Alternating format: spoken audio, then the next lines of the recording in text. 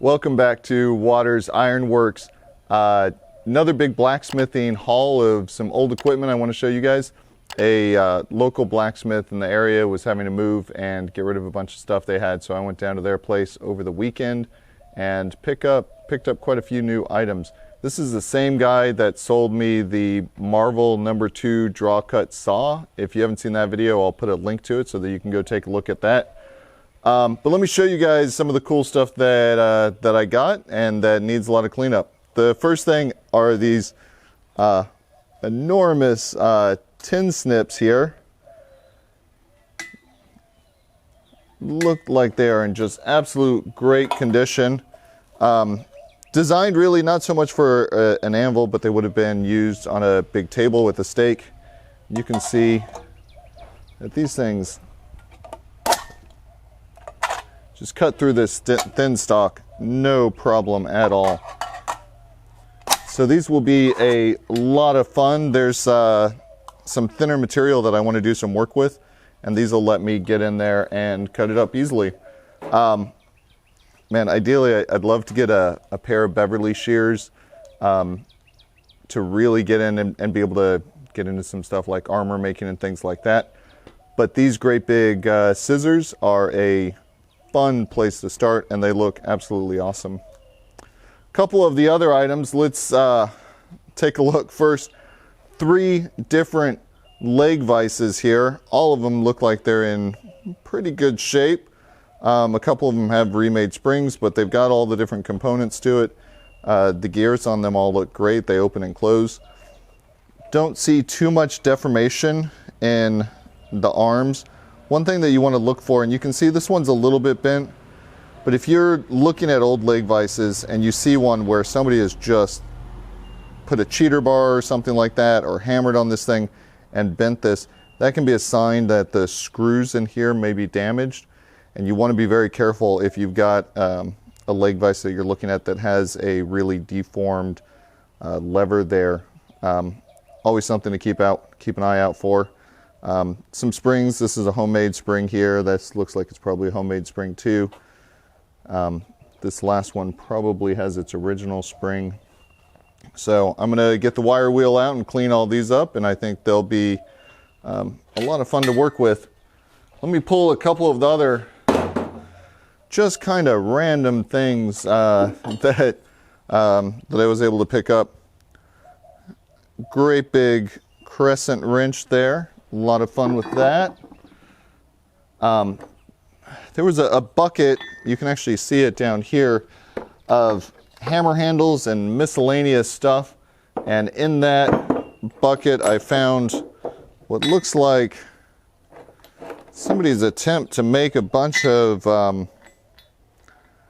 handheld tools. So we've got, it looks like some fullers and stuff here that somebody's made out of some old ball peen hammers.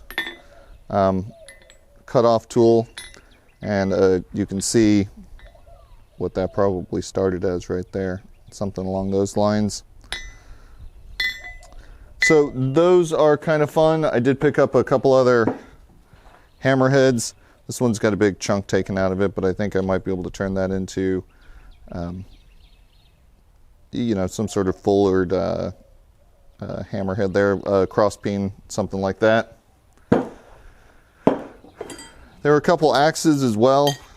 There's a little bit of text on there, but I can't read it quite yet. Look like probably handmade axe heads to me. But those are kind of interesting.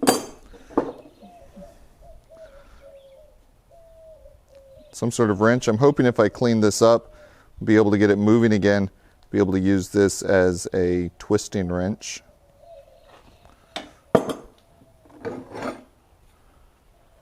Another pair of smaller tin snips here. Those will be nice. A number of bench mounted tools. So this looks like, you know, some sort of vise or something for pipe maybe. Not sure exactly what it would have been used for. But all the pieces are there, still in pretty good condition it looks like. So we'll get that one cleaned up as well. I started cleaning this little vise up this morning. So it's less rusty. It was just as rusty as the rest of the stuff before I started. And it's a great little vise. It does open and close. It looks like it's missing a spring in here, and this doesn't swivel yet, so I got to continue to do some work there. It looks like it's a Littco, Littlestown, Pennsylvania. So cute, adorable little vise. Got a old school hand grinding bench mounted grinder here. Needs a fair bit of restoration work to get this up and running, and it looks like probably a new stone on it since this one is pretty badly nicked here. But this will be fun to get up and running.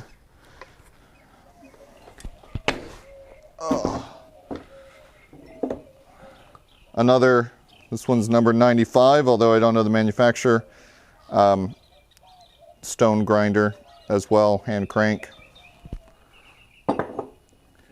This, I don't know exactly what this is. It clearly mounts to a bench like that. It's got a handle to turn it. What exactly it's supposed to be turning, I am not sure.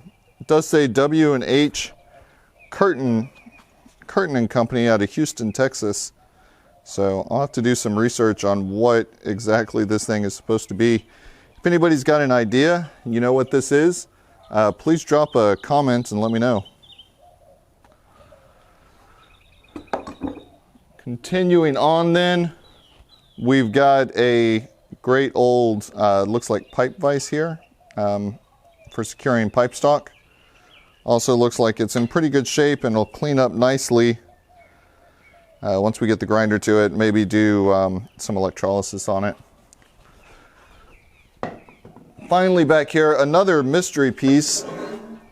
Let me move these hammerheads and I'll pull this up on the anvil in the front.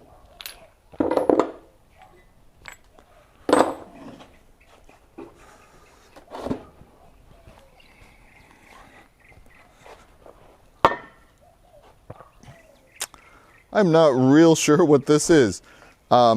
It kind of looks like a lathe of some sort. You know, it's got the 2 points. It's adjustable, so it's clear that something is supposed to be clamped in the middle here. The bottom of it has some braces here, so to keep it up off of whatever it's connected to. So I think it's supposed to sit flat like this. Why? I don't know. I am not sure, but I'm going to get it cleaned up and try and find some information out about it. Again, if you know what this is supposed to be used for, I would love to hear the comments on it. Set this back here. We'll take a look at a couple big coil springs as well. These are big truck springs. You can see I've got one from a car here. How much bigger and thicker these are. These will be great for making some tools out of punches and things like that. And the final two items we've got are two blowers. This Midway serial or spiral gear blower. Still turns, it's got great airflow. Clearly needs a little bit of cleanup on it, some restoration. It's also cocked at kind of a funny angle. You can unscrew this, unbolt this, and then adjust it so it's not blowing straight down like that. But the fact that it still turns says all the gears are in good shape. Probably just needs to be opened up and some new grease applied to it. So we'll get started on that. And the other one I was very happy to get is a Champion 400 blower.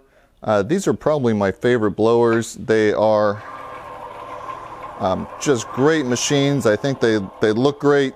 Seeing one here with the legs is really nice. A lot of times what you'll find, these legs are pipe, and they'll be sitting in the dirt, stuff like that, and the bottoms of the legs will just rust out on you. But these ones are in pretty good shape. So we'll get this cleaned up. Again, it turns as well, has great airflow, so it won't take a whole lot to get this back into good shape. So there's the blacksmithing haul. 3 leg vices, 2 blowers, those giant shears, and then a whole bunch of random bench mounted tools. So pretty excited to get diving into all these and get them cleaned up and working again properly. Hopefully this was interesting for you guys. If you have any questions, thoughts, or comments, please drop them down below. I will respond to the ones that I respond to. Until I see you next time, happy forging.